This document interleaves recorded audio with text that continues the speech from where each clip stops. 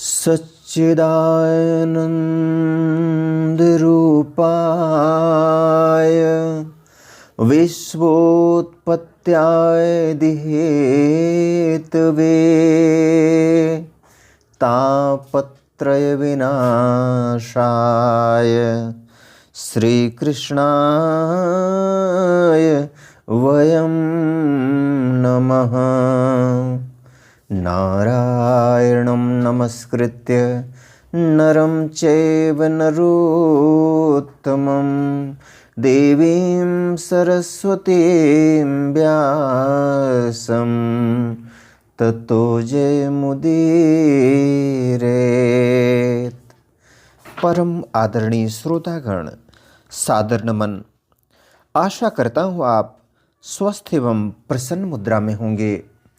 आज आपके समक्ष प्रस्तुत है श्रीमद् भागवत महापुराण पंचम स्कंध त्रयोविंशो अध्याय, जिसमें शिशुमार चक्र का वर्णन है। श्री सुखदेव जी कहते हैं, राजन, सप्तर्षियों से 13 लाख योजन ऊपर ध्रुवलोक है। इसे भगवान विष्णु का परम पद कहते हैं। यहाँ उत्तानपाद के पुत्र परम भगवत भक्त ध्रुव जी विराजमान हैं।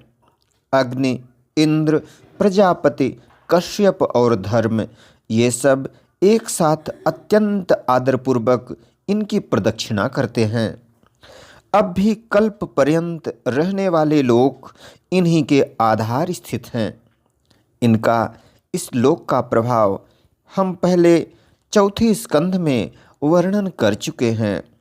सदा जागते रहने वाले अव्यक्त गति भगवान काल के द्वारा जो ग्रह नक्षत्र आदि ज्योतिर्गण निरंतर घुमाए जाते हैं, भगवान ने ध्रुव लोक को ही उन सब के आधार स्तंभ रूप से नियुक्त किया है।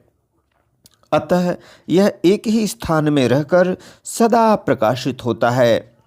जिस प्रकार दाएं चलाने के समय अनजान को खोदने वाले पशु छोटी, बड़ी और मध्यम रस्सी में बंधकर क्रमशः निकट, दूर और मध्य में रहकर खंभे के चारों ओर मंडल बांधकर घूमते रहते हैं, उसी प्रकार सारे नक्षत्र और ग्रहगण बाहर भीतर के क्रम से इस काल चक्र में नियुक्त होकर ध्रुव लोक का ही आश्रय लेकर वायु की प्रेरणा से कल्प के अंत तक घूमते रहते हैं। जिस प्रकार मेघ और बाज आदि पक्षी अपने कर्मों की सहायता से वायु के अधीन रहकर आकाश में उड़ते रहते हैं, उसी प्रकार ये ज्योतिर्गण भी प्रकृति और पुरुष के संयोगवश अपने अपने कर्मों के अनुसार चक्कर काटते रहते हैं, पृथ्वी पर नहीं गिरते। कोई कोई पुरुष भगवान की योग माया के आधार पर स्थित इस ज्योतिष चक्र का शिशुमार अर्थात सूंस के रूप में वर्णन करते हैं। यह शिशुमार कुंडली मारे हुए है और इसका मुख नीचे की ओर है। इसकी पूंछ के सिरे पर ध्रुव स्थित है। पूंछ के मध्य भाग में प्रजापति, अग्नि, इंद्र और धर्म हैं। पूंछ की जड़ में धाता और विधाता हैं। इसके कटि प्रदेश में सप्तर्षि हैं। यह शिशुमार दाहिनी ओर को सिकुड़कर कुंडली मारे हुए है। ऐसी स्थिति में अभिजित से लेकर पुनर्वसु पर्यंत जो उत्तरायण के 14 नक्षत्र हैं, वे इसके दाहिने भाग में हैं, और पुष्य से लेकर उत्तराषाढ़ा पर्यंत जो दक्षिणायन के 14 नक्षत्र हैं, वे बाएं भाग में हैं। लोक में भी जब शिशुमार कुंडलाकार होता है, तब उसके दोनों ओर के अंगों की संख्या समान रहती है।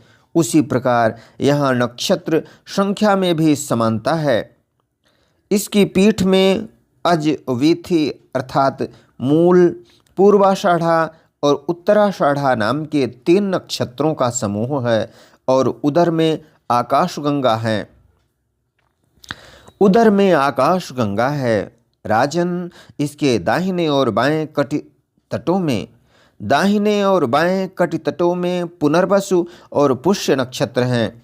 पीछे के दाहिने और बाएं चरणों में आर्द्रा और आश्लेषा नक्षत्र हैं तथा दाहिने और बाएं नथुनों में क्रमशः अभिजित और उत्तराषाढ़ा हैं।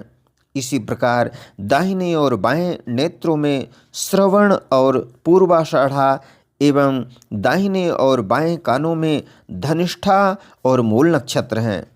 मघा आदि दक्षिणायन के 8 नक्षत्र बाईं पसलियों में और विपरीत क्रम से मृगशिरा आदि उत्तरायण के 8 नक्षत्र दाहिनी पसलियों में हैं। शतभिषा और ज्येष्ठा ये 2 नक्षत्र क्रमशः दाहिने और बाएं कंधों की जगह हैं। इसकी ऊपर की थुथनी में अगस्त्य, नीचे की ठोड़ी में नक्षत्र रूप यम, मुखों में मंगल, लिंग प्रदेश में शनि, ककुद में बृहस्पति, छाती में सूर्य, हृदय में नारायण, मन में चंद्रमा, नाभि में शुक्र, स्तनों में अश्विनी कुमार, प्राण और अपान में बुध, गले में राहु, समस्त अंगों में केतु और रोमों में संपूर्ण तारागण स्थित हैं। राजन, यह भगवान विष्णु का सर्ववेदमय स्वरूप है। इसका नित्य प्रति सायंकाल के समय पवित्र और मौन होकर दर्शन करते हुए चिंतन करना चाहिए तथा इस मंत्र का जप करते हुए भगवान की स्तुति करनी चाहिए। संपूर्ण ज्योतिर्गणों के आश्रय, कालचक्र स्वरूप, सर्वदेवाधिपति परम पुरुष परमात्मा का हम नमस्कार पूर्वक ध्यान करते हैं। यह नक्षत्र और ताराओं के रूप में भगवान का आधिदैविक रूप प्रकाशित हो रहा है। वह तीनों समय उपर्युक्त मंत्र का जप करने वाले पुरुषों के पाप नष्ट कर देता है। जो पुरुष प्रातः, मध्याह्न और सायं तीनों काल उनके इस आधिदैविक स्वरूप का नित्य प्रतिचिंतन और वंदन करता है, उसके उस समय किए हुए पाप तुरंत नष्ट हो जाते हैं।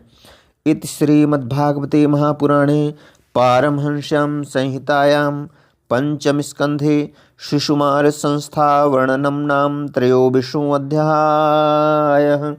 बोलो वृंदावन बिहारी लाल की जय।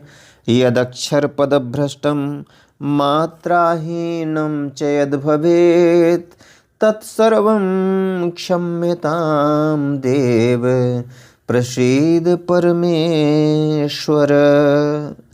वीडियो देखने के लिए धन्यवाद एवं आभार। जय हिंद, जय जगत। आपका जीवन मंगलमय हो।